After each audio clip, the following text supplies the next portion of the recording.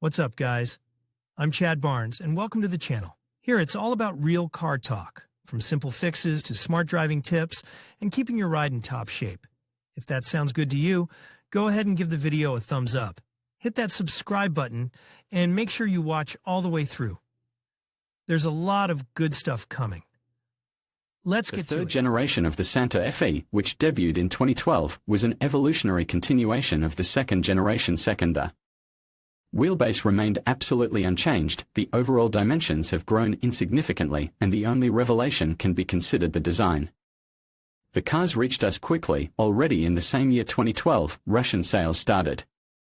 The car found its audience. Quotas were small by the standards of the Korean brand, but several thousand units per year were always sold. The engine range consisted of two 4-cylinder variants, 2.4-liter gasoline engine and diesel engine for 2.2 liters. In addition to design, the Koreans emphasized functional and optional content, and by the 2015 restyling, the desire to celebrate. These facts became so rampant that the car's name was lengthened, christening it Santa Fe Premium. And by 2016, first one and then a second crossover was put on the assembly line of the Kaliningrad of Toyota. By the way, not only the name could be lengthened, but also the car itself. In parallel, a version of the Grand Santa Fe was sold.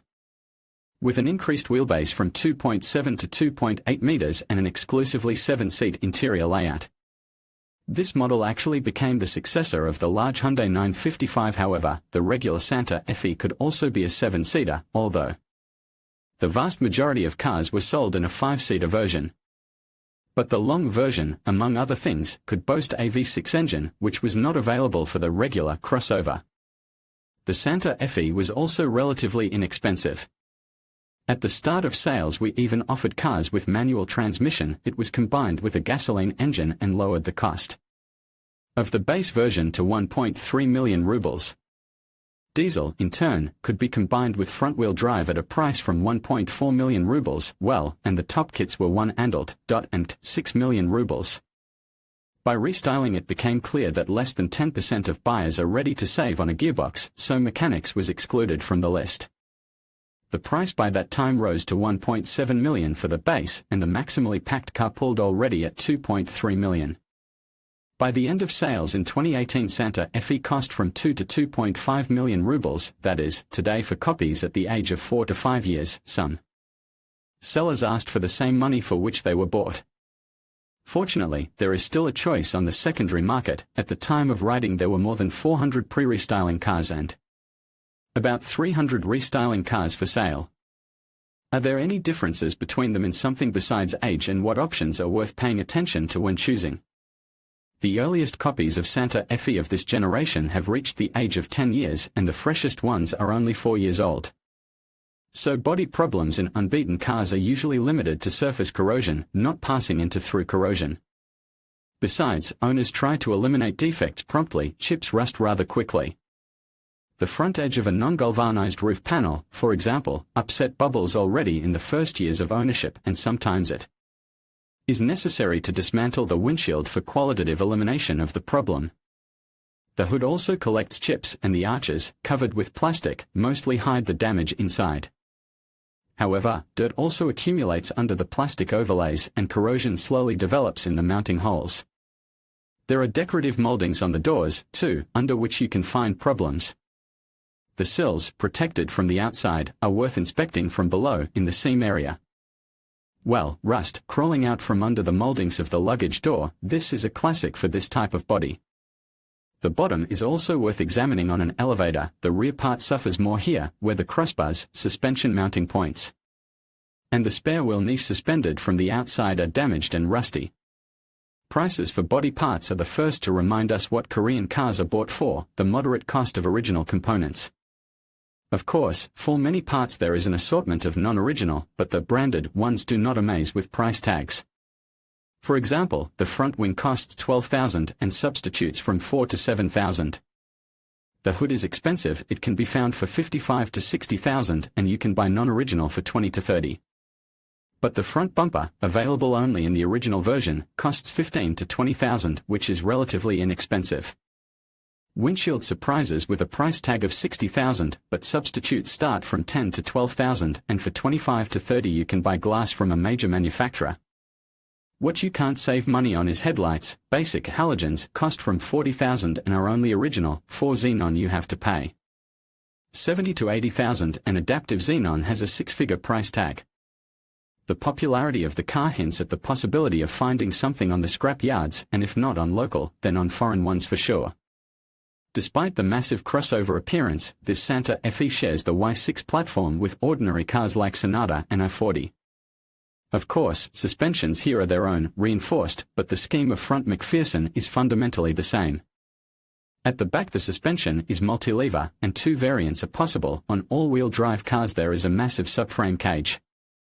And on front-wheel drive cars, just a crossbeam, to which suspension parts are attached. The key positive news here is still the same: moderate maintenance costs.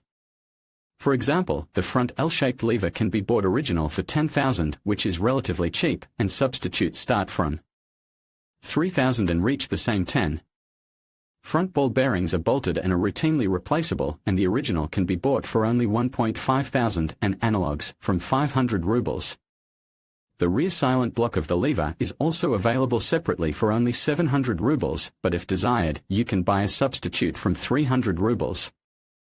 In general, all other bushings and silent blocks are also offered as standard. Original stabilizer struts cost a little more than 1,000, non-original, from 400 rubles. Stupor bearings, however, are changed only in an assembly with a hub, and for the original unit in an assembly it is necessary to give 7,000, and for not original 3 to 6.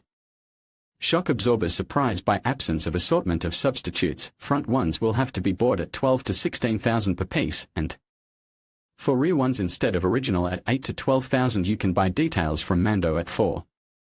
At the back, by the way, one can meet self-aligning shock absorbers. Side brakes in Santa Fe are quite usual for a large crossover.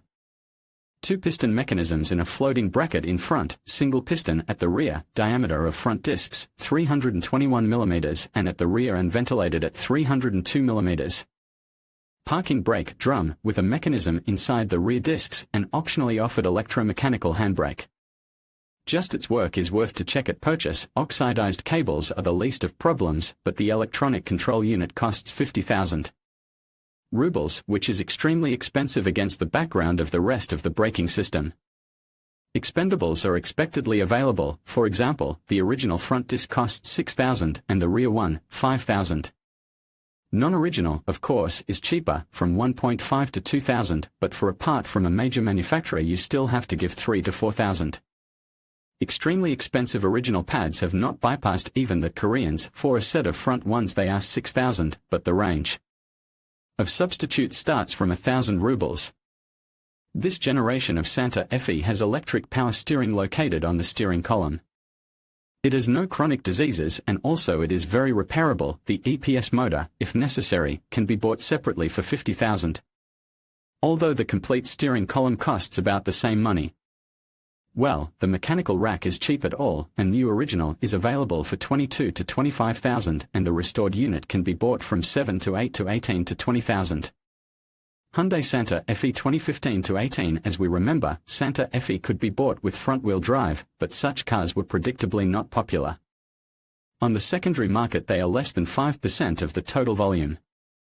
All-wheel drive here is realized traditionally with the help of clutch, but not simple electromagnetic, but electro-hydraulic dynamics. Produced by Magna, compression of frictions is managed by hydraulics with electric pump. Accordingly, it needs regular oil change at least once in 50,000 kilometers, and even more often when driving off-road.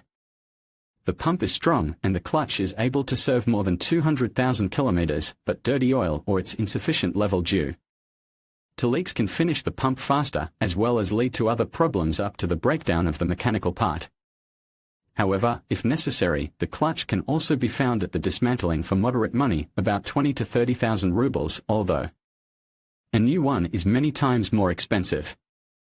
As we remember, cars with manual transmission were almost never bought here, so now the only option when choosing a used Santa Fe is an automatic.